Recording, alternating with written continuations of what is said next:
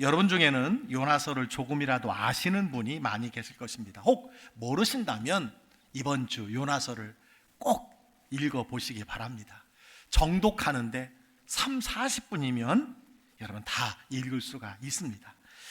요나서 설교를 준비하면서 이런 질문을 해보았습니다. 내가 폭풍을 야기한 장본인이 되었을 때 나는 무엇을 해야 되는가? 요나가 폭풍을 야기하는 불순종의 삶을 살았습니다. 그때 나는 무엇을 해야 하는가? 다시 말해서 나에게 사명을 주시고 그 사명을 이루어 가시는 하나님의 일하심을 오늘 말씀을 통해서 살펴보려고 합니다. 여러분, 하나님은 우리를 창조하실 때 결코 자신만을 위해 살도록 계획하지 않으셨다는 것 아십니까? 우리는 하나님의 형상대로 지음을 받은 사람입니다. 하나님께서는 우리를 창세전부터 하나님의 목적이 이끄는 사명을 우리에게 주셨다는 거예요. 그래서 에베소서 2장 10절은 이렇게 우리에게 말씀해 주고 있습니다. 우리는 그가 만드신 바라 그리스도 예수 안에서 선한 일을 위하여 지으심을 받은 자니 이 일은 하나님이 전에 예비하사 우리로 그 가운데 행하게 하려 하심이라. 하나님은 예수 안에서 우리를 새 사람으로 변화시켜 착한 일을, 선한 일을 행하도록 창조하셨다고 말씀해 주고 있습니다. 구원하신 이유도 하나님이 우리로 말미암아 영광을 받으시기 위함을 성경은 말씀해 주고 있습니다. 이것이 우리의 사명이요, 우리의 명예요, 우리의 기쁨이다라는 것입니다. 여러분, 예수님께서 요한복음 17장 18절에 이렇게 말씀을 하십니다. 아버지께서 나를 세상에 보내신 것 같이 나도 그들을 세상에 보내었고, 예수님은 하나님이 나를 세상에 보내셨다 그렇게 말씀하시면서 나도 너희를 세상에 보낸다라고 말씀해 주고 있습니다. 우리는 하나님이 보내신 목적과 사명을 따라서 세상에 파송받은 사람이라는 것입니다.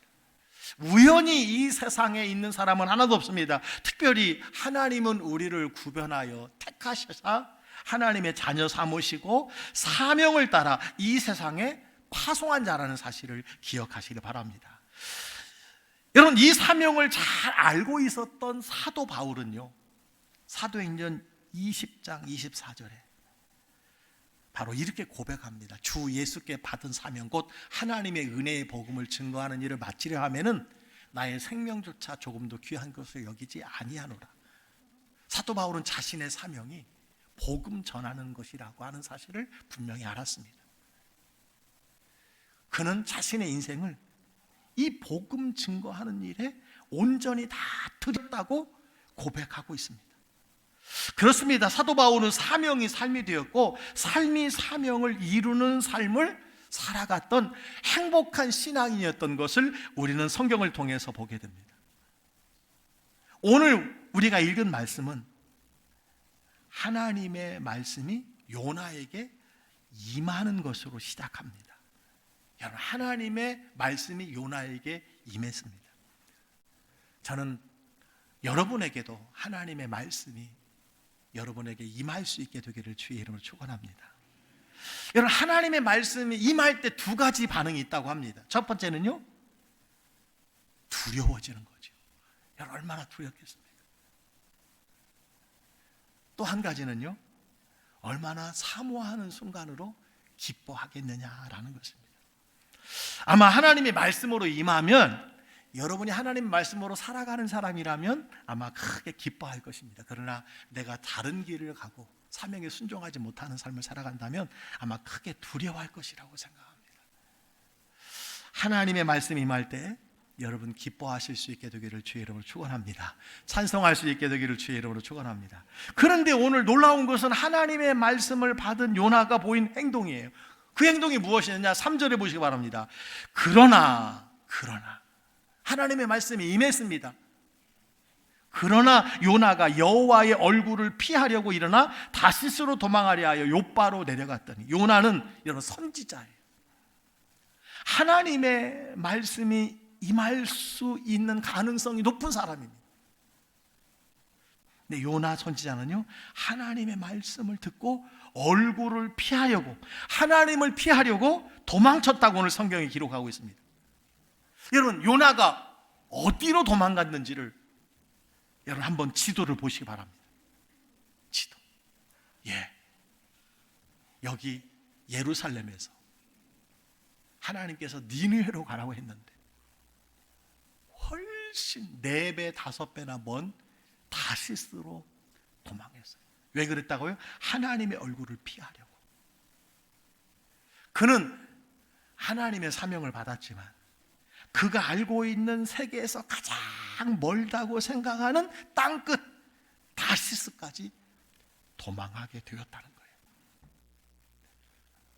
오늘 우리는 요나서 1장을 통해서 요나에게 주시는 하나님의 교훈을 우리가 생각해 보려고 합니다. 내가 폭풍을 야기했을 때 무엇을 해야 하는가? 요나가 사명을 저버리고 도망쳤을 때, 하나님의 얼굴을 피하고 도망쳤을 때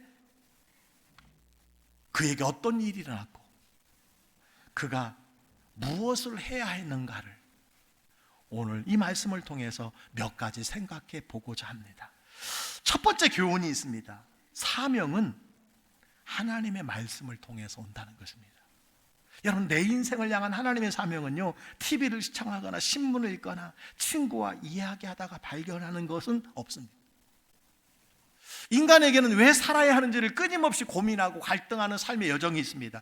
때로는 크고 작은 어려움과 난관과 문제가 있습니다. 그때 하나님께서 하나님의 말씀을 통해서 우리에게 말씀하신다는 사실을 기억하시기를 바랍니다.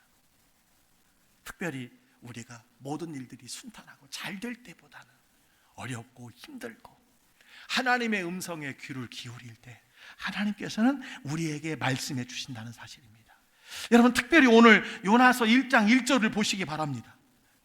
여호와의 말씀이 아미떼 아들 요나에게 임하니라 이르시되, 성경은 어떻게 하나님의 말씀이 요나에게 임했는가를 말씀하고 있어요. 그 모든 것이 하나님의 말씀을 통해서 임한다는 것을 강조하고 있습니다.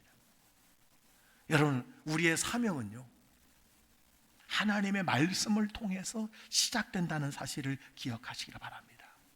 따라서 여러분, 하나님의 사명을 발견하고자 한다면, 하나님의 뜻을 발견하고자 한다면 어떻게 합니까? 하나님의 말씀에 귀를 기울여야 합니다.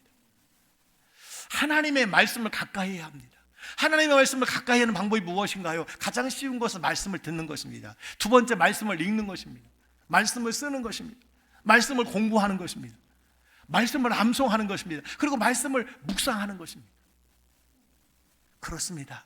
하나님을 가까이 할 때에 하나님께서는 우리에게 말씀으로 가르쳐 주신다는 사실입니다. 왜냐하면 하나님은 하나님의 말씀과 모순되는 어떤 일도 행하지 아니하시기 때문입니다. 하나님은 하나님의 일을 성경의 약속을 통해서만 일하시기로 여러분 약속해 주셨습니다. 그래서 하나님의 뜻과 하나님의 계획과 하나님의 일하심은요, 모두 다 성경의 약속에 근거한다는 사실을 여러분 기억하시기를 바랍니다. 첫 번째, 오늘 우리에게 주시는 여러분 하나님의 교훈이 있어요. 하나님의 말씀을 통해서 사명이 온다는 것입니다. 하나님의 말씀을 통해서 여러분을 이끄신다는 사실입니다. 여러분, 삶 공부가 이제 곧 시작이 됩니다. 여러분, 전반기를 10주, 13주를 어떻게 보내시겠습니까? 하나님의 말씀과 함께 보내시기를 주의 이름으로 축원합니다. 그러시다면 여러분, 삶 공부에 지원하시기를 바랍니다. 꼭 한 과목 이상 여러분 지원하셔서 하나님이 여러분에게 말씀하시고 하나님이 여러분을 때로 따라 인도하시는 것을 말씀을 통해서 여러분 경험할 수 있게 되기를 주의 이름으로 축복합니다. 두 번째 교훈이 있습니다. 내 인생의 사명은 순종을 요구한다는 것입니다. 여러분, 하루아침에 영적인 거인이 되는 것이 아닙니다. 하루아침에 내 영적 성장이 갑자기 일어나는 것은 아닙니다. 숱한 작은 어려운 과정을 한 단계 한 단계 순종하면서 우리의 사명은 점진적으로 이루어져 가는 것입니다. 여러분, 오늘 2절을 보시기 바랍니다. 너는 일어나 저 큰 성읍 니느웨에 가서 그것을 향하여 외치라. 그 악독이 내 앞에 상달되었느니라 스민이라 하시니라. 여러분, 요나에게 하나님이 주신 사명이 있었어요. 그것은 큰 성읍 니느웨에 가서 외치라는 것이었습니다. 여러분, 당시에 니느웨는 어떤 곳이었느냐? 세상 제국의 중심이었고 문화의 중심지고 아수르의 수도요, 당대 최고의 아름다운 도시였습니다. 그곳에 가서 외치라는 거예요. 근데 우리가 잘 아는 것처럼, 그러나 요나는 니느웨로 가지 않습니다. 요바로 내려가서 마침 다시스에 가는 배를 타고 하나님의 얼굴을 피해가는 모습을 우리가 보게 됩니다. 요나가 왜 불순종한 것일까요? 두 가지 이유를 말할 수 있습니다. 요나는 아주 작은 마을에서 태어나서 성장한 사람입니다. 그런데 니느웨는 요나가 살던 지역에서 800km나 떨어진 지역이었습니다. 니느웨는 당대의 사악한 도시이기도 하고 무엇보다도 이스라엘의 적대국이었습니다. 이스라엘의 적대국에 가서 그냥 복음을 전하라, 그들을 향해서 외치라, 외칠 때 하나님께서 살려주리라. 여러분, 요나는요 그렇게 하고 싶지 않았어요. 거리도 멀 뿐만 아니라 중요한 것은 원수 나라인 니느웨 가서 복음을 전한다는 것은 자기 생각에 맞지 않았습니다. 여러분, 요나가 왜 불순종한 것입니까? 자기의 생각을 따라서 순종했다는 것입니다. 여러분, 우리가 하나님의 사명을 감당하고 하나님께서 우리에게 인도하시는 길을 가려고 한다면 반드시 여러분 순종이 필요한데, 그 순종은 어떤 순종이냐? 온전한 순종이어야 한다는 것입니다. 선택적 순종을 요나는 순종이라고 생각을 했던 것입니다. 하나님께서는 니느웨로 가라는 것은 원수 나라를 회개시키라는 말씀이었는데, 요나가 생각할 때는 그것이 옳지 않아 보였어요. 우리의 원수 나라에게 복음을 전한다는 것은 그에게 순종할 수 없는 일이었습니다. 여러분, 이 말씀을 통해서 우리가 기억해야 할 것은, 하나님은 때때로 우리로 하여금 다른 사람, 나와 다른, 나를 반대하는 사람을 섬기는 것을 사명으로 주실 때가 많이 있다는 것입니다. 왜냐하면 하나님은 그 사람들을 사랑하기 때문에 그렇습니다. 하나님은 모든 사람을 사랑하기 때문입니다. 내가 미워하는 사람, 나를 반대하는 사람도 하나님은 사랑하시기 때문에 하나님은 그곳으로 우리를 인도하실 때가 많이 있다는 거예요.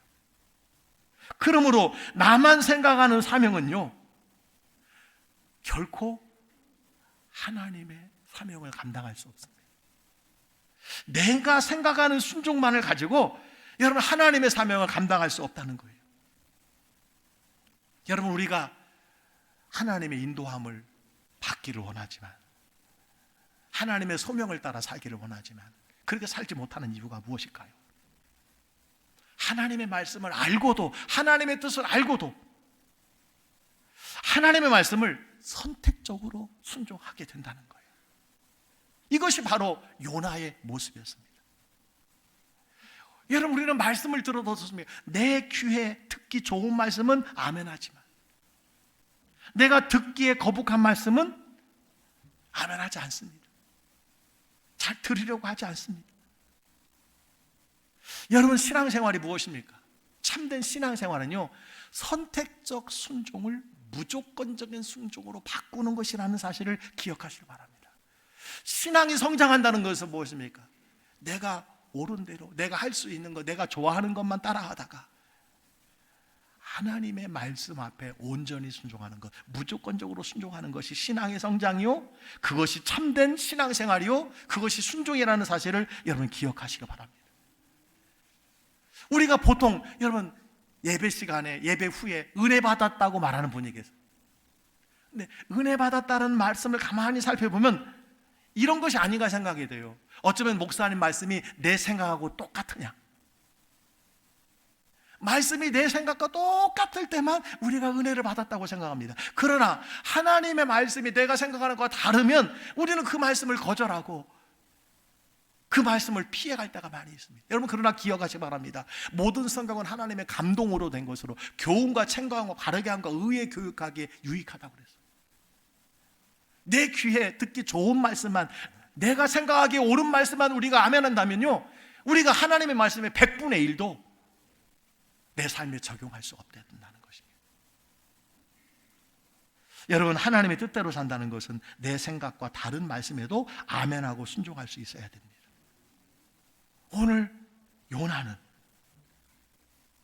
선택적으로 순종했어요.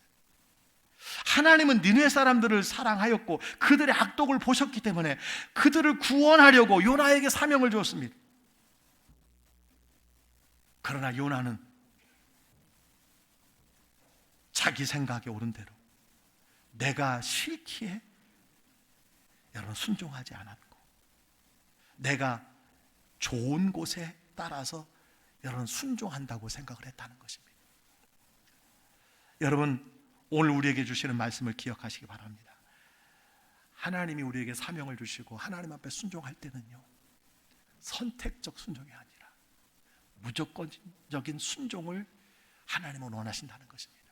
여러분, 예수님이 첫 번째 공생애에 기적을 일으키신, 표적을 일으키신 곳이 가나안 혼인잔치였습니다. 물을 포도주로 만드는 장면. 마리아가 종들에게 말합니다. 예수님이 시키는 대로 하라고 했습니다. 예수님이 무슨 말씀을 하시든지 그대로 하라고 했습니다. 여러분, 그 마지막이 무엇입니까? 순종한 자들만 알더라고 말했습니다. 다 이해가 되지 아니하지만 예수님의 말씀에 순종하여 항아리에 물을 부었을 때 순종한 자들만 그것을 안다고 말씀해 주셨습니다. 사랑하는 성도 여러분, 우리가 왜 하나님의 은혜를, 하나님의 살아계심을 경험하지 못할까요? 우리가 하나님의 사명을 왜 잘 감당하지 못하는 것일까요?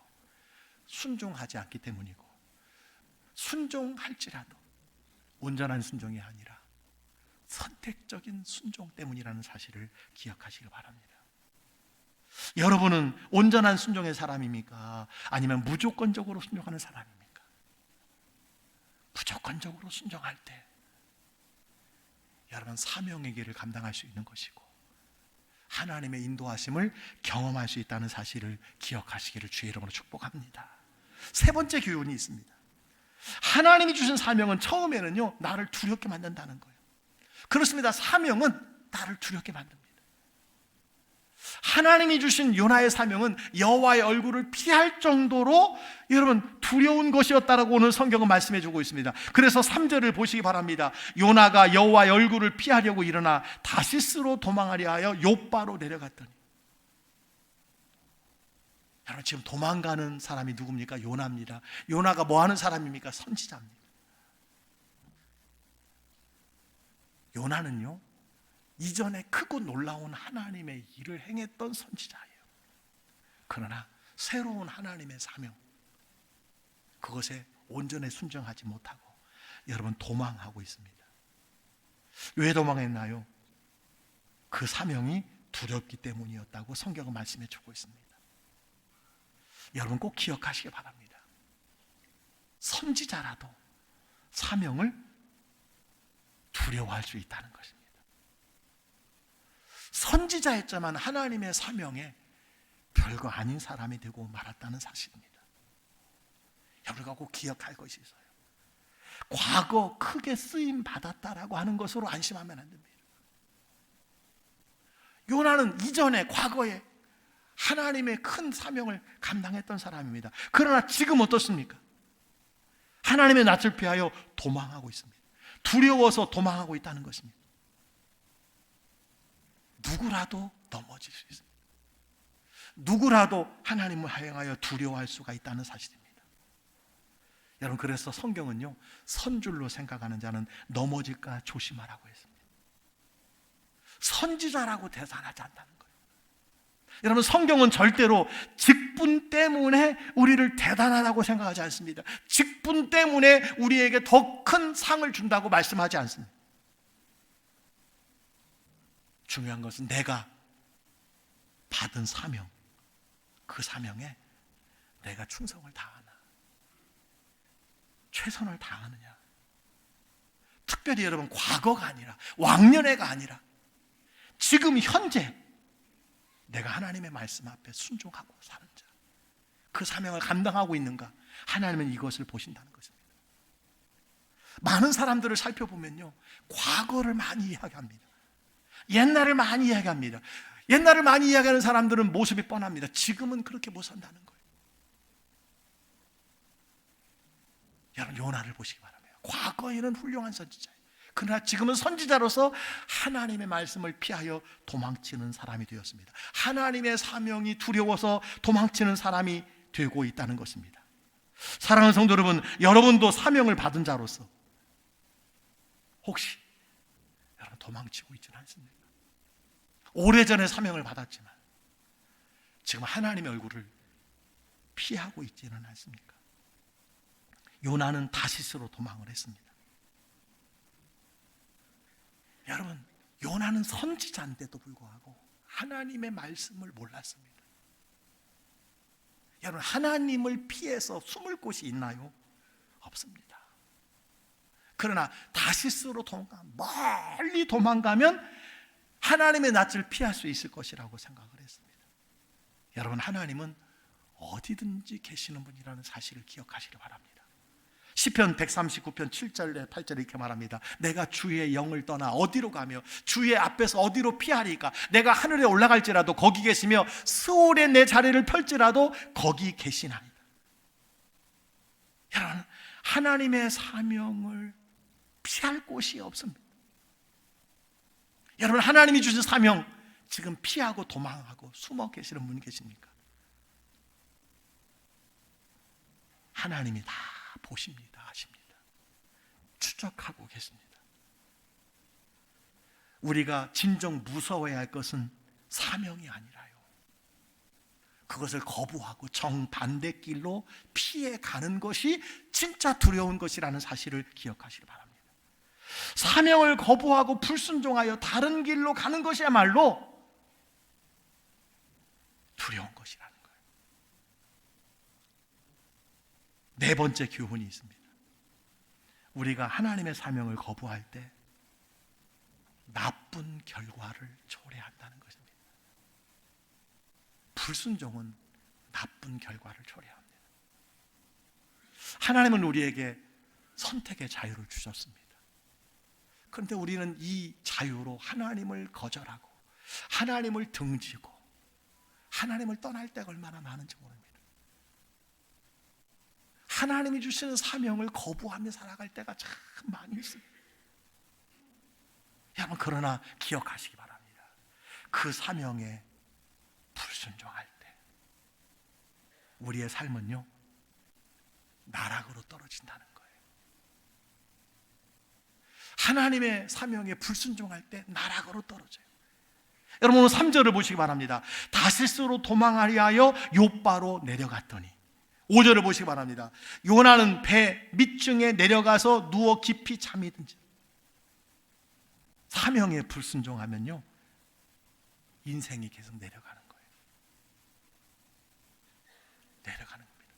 내 영혼이 잘됨 같이 범사가 잘 되고 강건해지는 거예요. 불순종한 요나, 욥바로 내려가더니 배 밑으로 내려갔습니다. 이것은 우리의 영적인 상태를 이야기하는 거예요. 불순종하면 할수록 우리의 영적인 모습은 내려가게 된다는 거예요. 여러분, 다음 주에 볼 말씀이나 2장에 보면 더 내려갑니다. 2장 3절에 보니까 주께서 나를 깊은 속 바다 가운데, 바다까지 내려가고요. 2장 6절에 보니까 구덩이까지 내려가고. 요나는요, 크게 쓰임 받았던 사람이에요. 하나님 앞에 순종했던 사람입니다. 사명을 감당했던 사람입니다. 그러나 그 사명을 피하여 도망갈 때 계속 내려가는 인생이 되고 말았다는 것입니다. 욥바로 내려가고 배 밑으로 내려가고 물속에 내려가고 마지막에 물고기 뱃속까지 내려가게 되었다는 사실입니다. 여러분의 신앙을 한번 점검해 보시기 바랍니다. 여러분 언제 예수 믿으셨습니까? 몇 년 동안 예수 믿으셨습니까? 여러분의 신앙의 그래프를 한번 그려보시기 바랍니다. 우리 구역에서 한번 그려보세요. 나의 신앙의 그래프. 여러분 혹시 내려가는 분 없습니까? 여러분 올라가는 성도님들이 되시길 주의 이름으로 축원합니다. 중요한 건 과거가 아니에요. 여러분 과거에서 그 그래프가 올라가야 돼요. 그 추세가 올라가는 그래프가 돼야 될 줄 믿습니다. 요나는 점점 내려가는 신앙이었어요. 여러분 올라가시는 신앙이 되기를 주의 이름으로 축원합니다. 내려가고 있다면 내가 어디에서 내려가고 있는지를 점검해 보시기 바랍니다. 과거에 주일 예배 한번 빠지는 것은 정말 크고 두려운 일이었는데 이제는 습관처럼 여러분 빠지고, 이제는 수요 예배는 담 쌓고 사시고, 아예 1년에 한 번도 새벽 기도를 못 하시고, 여러분 그렇게 살아가시는 분이 얼마나 많은지 몰라요. 여러분의 기도 시간은 옛날보다 늘어가고 있습니까? 줄어가고 있습니까? 여러분의 헌신 생활은 여러분 지금 상승하고 있습니까? 내려가고 있습니까?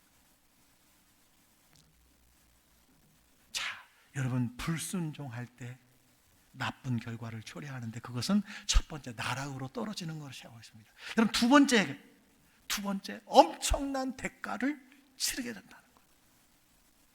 사명에 불순종할 때 여러분 대가가 있습니다. 오늘 3절을 보시기 바랍니다. 다시스로 가려고 뱃삭을 주고 배에 올랐더라. 여러분 불순종의 삶을 살게 된다면 돈이 든다는 것을 성경은 말씀해 주고 있어요. 뱃삭을 주고 샀습니다. 여러분 그 당시의 뱃삭은 노동자의 평균 10년 수입에 해당하는 큰 액수라는 거죠. 불순종하면 돈 낭비가, 불순종하면 돈이 자꾸 새 나간다는 거예요. 여러분 가만히 한번 생각해 보시기 바랍니다. 대부분의 죄 짓는 곳에는요 돈이 많이 듭니다. 담배, 마약, 건강도 해치지만 돈을 낭비합니다. 여러분 내가 바람 핀다고 생각하면 돈이 얼마나 많이 드는지 모릅니다. 죄악의 길은요 돈이 많이 들어요. 얼마나 돈을 많이 낭비하는지 모릅니다. 오늘 다시 쓰러 가려고 뱃삭을 주고 배에 올랐더라. 이것이 불순종의 삶, 사명을 피해가는 사람들에게 주는 여러분 하나님의 징벌이라는 사실을 기억하시기 바랍니다. 여러분 중에는 인생의 불순종의 뱃삭을 이미 지불하고 이 자리에 계신 분이 많이 계십니다. 아직도 인생의 불순종의 뱃삭을 치르지 못하시는 까닭에 여전히 하나님을 멀리 떠나 사는 사람들 얼마나 많은지 모릅니다. 여러분 꼭 기억하세요. 죄 지으면서 세어나간 돈들이 참으로 많이 있다는 거예요. 그렇습니다. 여러분 11조 안 드리고 감사한금 안 드리고 헌신 안 해서 여러분 부자 된 분이 계십니까? 살림이 나아지신 분이 계셨습니까? 그렇지 않습니다. 어디론가 다 새어나가는 거예요. 불순종의 자리에는 뱃삭이 든다는 거예요. 사랑하는 성도 여러분, 쓸데없는 죄의 뱃삭은 이제 그만 치루시기를 주의 여러분 축복합니다. 특별히 여러분 4절 5절 한번 보시기 바랍니다. 4절 여호와께서 큰 바람을 바다 위에 내리심에 바다 가운데 큰 폭풍이 일어나 배가 거의 깨지게 되었다. 배가 거의 깨지게 되었어요. 5절을 보시기 바랍니다. 사공들이 두려워하여 각각 자기의 신을 부르고 또 배를 가볍게 하려고 그 가운데 물건들을 바다에 던지니라. 큰 배를 타고 가는 여러분 사람들이 얼마나 귀중품이 많았겠습니까? 다 바다에 던졌어요. 한 사람의 불순종은요 많은 손해를 입힌다는 사실을 기억하세요. 여러분 인생의 모든 어려움이 죄의 결과라고 할 수는 없습니다. 그러나 성경은 분명히 죄는 수많은 어려움을 초래한다고 말씀하고 있습니다. 내가 사명을 감당하지 아니하고 불순종하여 일어난, 여러분, 오늘 폭풍입니다. 그런데 나와 함께 배를 탄 사람들에게 동일하게 그 어려움이 겪게 되어져서 오늘 보니까 배가 거의 파손되어져 버리고 물건들을 바다에 다 던지는 장면이 있습니다. 사랑하는 성도 여러분, 불순종에는 치료해야 될 데미지가 많다는 사실을 기억하시기를 바랍니다. 여러분, 우리가 순종해야 하는 이유가 여기 있습니다. 내가 불순종해서 내가 사명을 피해 간다면요, 나 때문에 하나님의 폭풍을 일으키면 그 피해가 나와 함께 배에 탄 사람들이 다 당하게 된다는 거예요. 우리는 가정의 배에 있습니다. 여러분, 가정의 죄, 온 가족이 평생 씻을 수 없는 고통 가운데 살아가요. 여러분, 목회자의 범죄, 목회자의 불순종, 한 교회 공동체를 여러분 한순간에 깊은 나락에 빠뜨립니다. 그렇습니다. 한 사람이 중요합니다. 예수 믿는 한 사람이 중요합니다. 이 배에는요, 예수 믿는 요나 한 사람밖에 없었어요.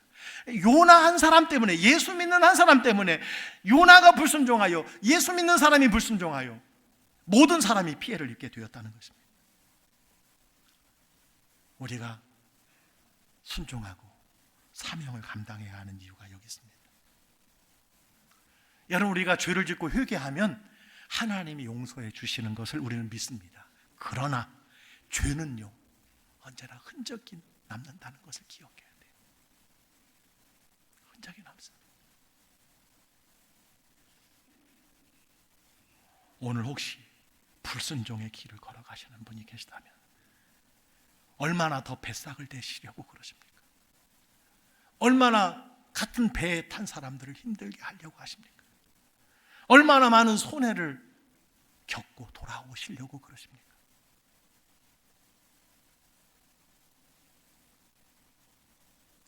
다섯 번째, 우리에게 주시는 교훈이 있습니다.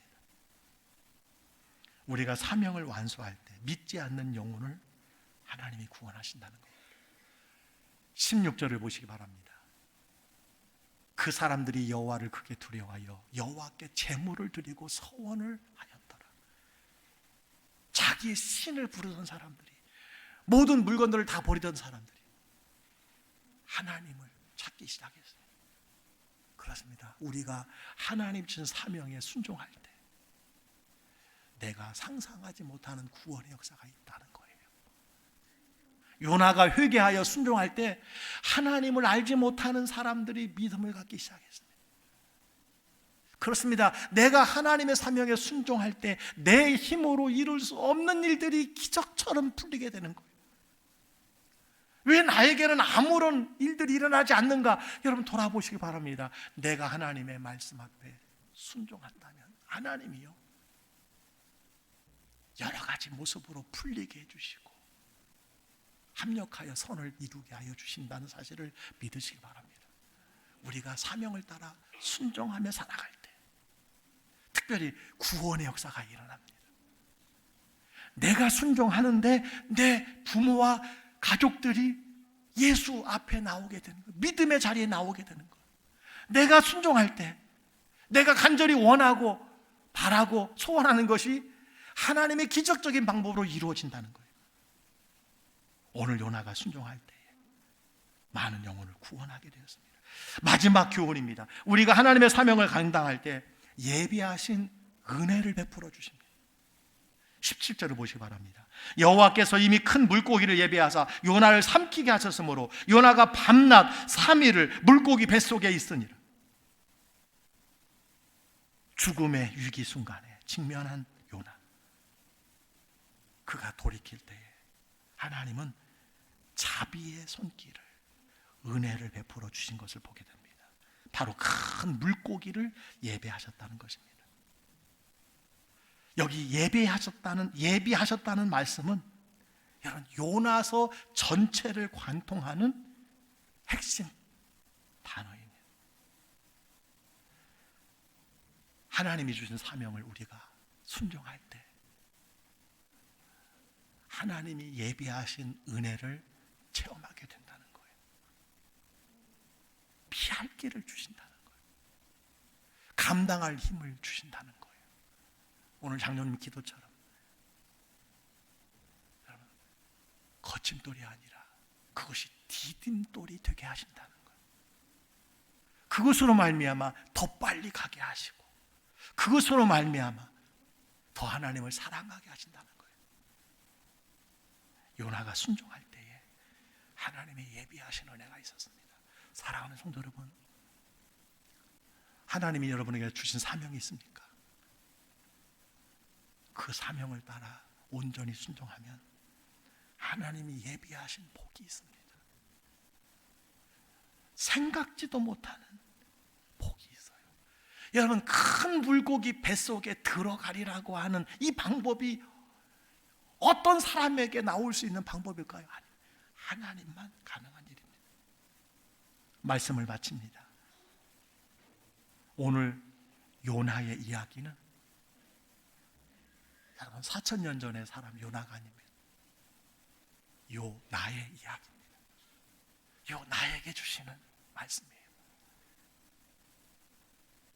중학교 때 목사님 설교가 딱 이거였어요. 여러분, 요나 이야기는 요 나의 이야기입니다. 말씀을 준비하는데 중학교 때 목사님이 생각났어요. 그렇습니다, 여러분. 오늘 말씀은 다른 사람의 이야기가 아니에요. 특정한 사람의 이야기가 아닙니다. 나의 이야기입니다. 나에게 주신 말씀이에요. 하나님의 사명을 주셨습니까? 우연히 이 세상에 던져진 사람은 아무도 없습니다. 우연히 구원한 사람은 하나도 없습니다. 우연히 직분 주고 사명 준 사람은 아무도 없습니다. 여러분, 그 사명을 따라가야 되지 않겠습니까? 6가지를 말씀해 주셨습니다.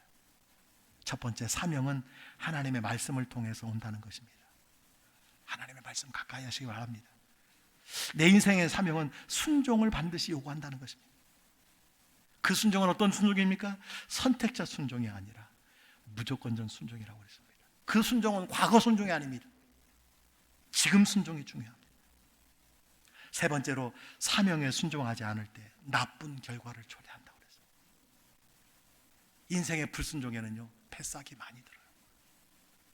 여러분, 계속 패싹만 뱉고 계시는 분이 계십니다.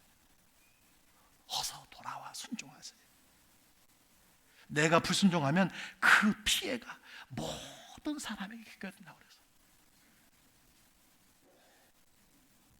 다섯 번째로, 사명은 처음에 나를 두렵게 만든다고 그랬습니다. 그러나 사명을 피해서 도망가면 더 두려운 일이 나요. 우리가 사명에 순종할 때 많은 영혼을 하나님께서 구원하여 주십니다. 그리고 예비하신 하나님의 은혜가 있음을 믿습니다. 오늘 말씀을 들을 때 나와 아무런 상관이 없다라고 생각하는 분이 혹시 있을지 모르겠어요. 그러나 어떤 분은 6가지 중에 다 나에게 해당하는 말씀이구나. 요나가 요나구나. 사랑하는 성도 여러분, 내가 폭풍을 야기했을 때 이제 무엇을 해야 하는가? 요나와 같은 우리의 모습, 오늘 주신 교훈을 마음에 새기고 하나님 앞에 귀한 사명을 순종으로 감당하는 여러분 다 되시기를 주의 이름으로 간절히 축복합니다. 축복합니다.